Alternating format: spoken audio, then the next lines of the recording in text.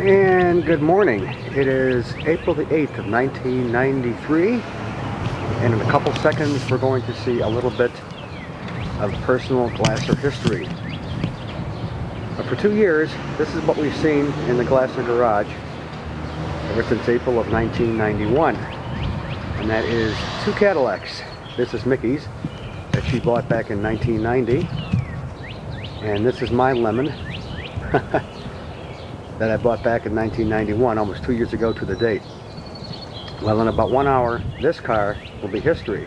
We'll be getting a 1988 Toronado. There we go. So this is our last look at 2 Caddies in the garage at 1222 Belrose. And there we go. See you later. Well, here we are on tax day 1993. It is April the 15th. Looking at Reeve-Mobile number 9. We now have moved to an Oldsmobile, and we have a 1988 Oldsmobile Toronado. A nice windy, sunny day in Cleveland. It's about 76 degrees, and I've had this car for 1 week. Got it a week ago. I thought, well, it still looks pretty good. Let's get it on video. First two-door I've had since the 1974 Grand Am. But this is only made in a 2-door style.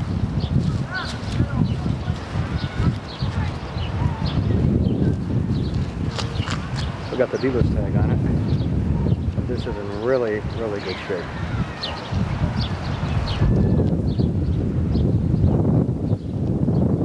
First car I've ever had with a sunroof as well. We're going to open that in a couple of minutes. Here's the interior.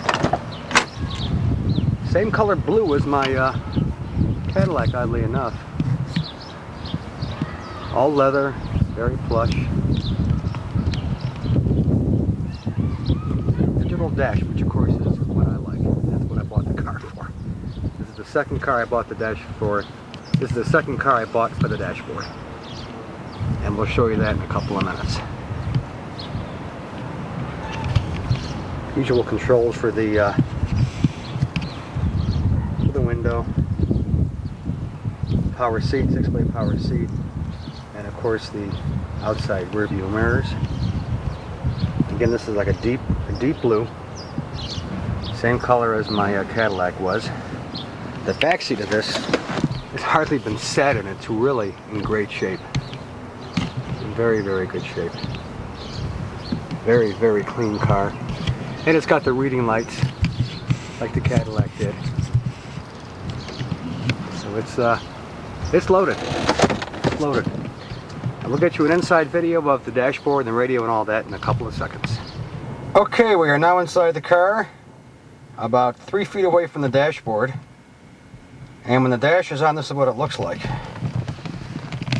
When the dash is off, this is what it looks like. You have nothing. But here are all the gauges. Very, very similar to my Pontiac 6000 STE. Very, very similar. There's the mileage, and of course we have a, that's how many miles I've driven in a week. There's your volts, temperature, speed, fuel, and oil. Down here is a very clever thing called the information center, which has many functions. It doubles also as a tack. Hit a button and you have a tack. Let me get a little bit of air in this thing, it's awfully warm. What else? There's also something called system monitor, and when you hit that, all these things kind of go crazy just to make sure all the lights are working, which is kind of neat. Now over here to the right we have some other buttons which I really can't focus on too good. I'm just too close. Engine data, average fuel economy, instant fuel economy, fuel used, range, and reset. Very similar to my Pontiac 6000. I'm going to turn the car on and show you what all these different things do. Okay, top button is engine data, and what that shows you is, guess what? Engine data. Begins with the RPMs.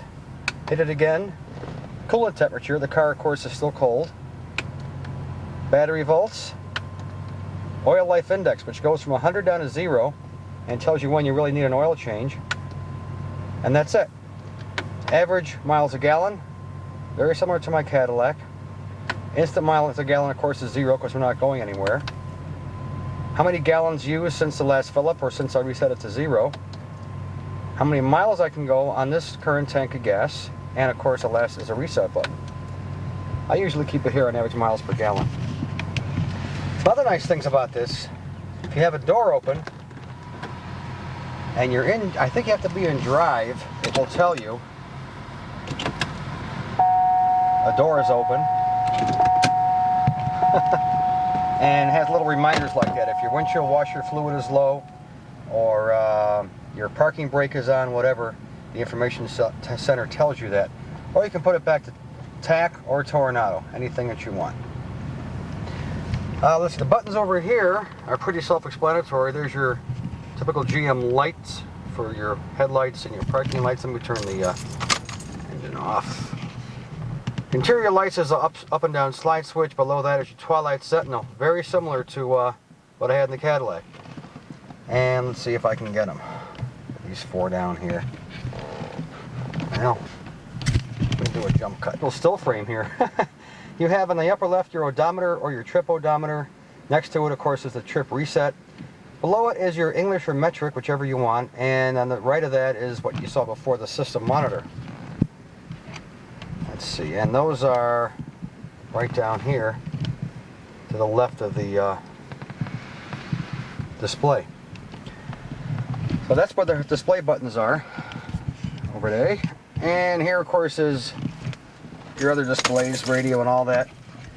This starts with the outside temperature, which I like. It is 78 out. It's a real nice day. First real decent day we've had all year so far. And here are your controls for the fan. And this has a 5-speed fan, which I like. It's not just the usual 3 speeds. Electronic climate control. Here's the radio section with your radio buttons, balance, fader, and all that other stuff. Now the cassette deck is way down here, oddly enough, with the function buttons over here. And over here is an equalizer, which looks like it really is an ashtray, but it's not. It's really a 5-step graphic equalizer with an on-off button, which is kind of unique. Here are your gears, down here. And here is my cassette storage department. Here's the glove compartment, of course, and everything else is pretty well standard on this car. Has the same kind of mirrors the Cadillac does. Pull that down, pull it up. There's your lit visor mirrors. And up here, of course, is the sunroof. Ray King finally has in his car a sunroof. This is unbelievable. But if we ever get sunny days here in Cleveland, hey, I could enjoy the sun. So this is kind of nice. Kind of nice. Let's do another jump cut. So there it is, Reevemobile number 9, purchased on 4/8/93.